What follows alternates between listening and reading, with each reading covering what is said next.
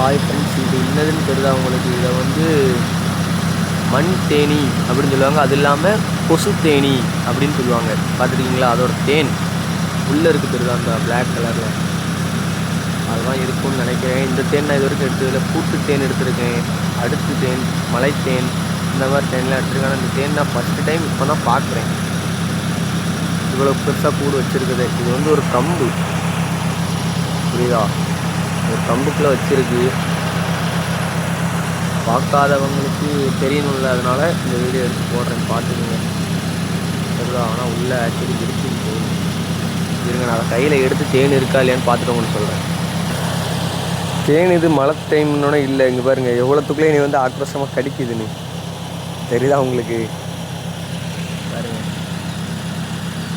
பார்த்துக்குங்க. தெரியாதவங்க தெரிஞ்சுக்கோங்க. டாட்டா பாய் பாய். நெக்ஸ்ட் வீடியோ இன்ட்ரெஸ்ட்டாக ஒரு வீடியோ போகிறேன், அப்போ பார்க்கலாம்.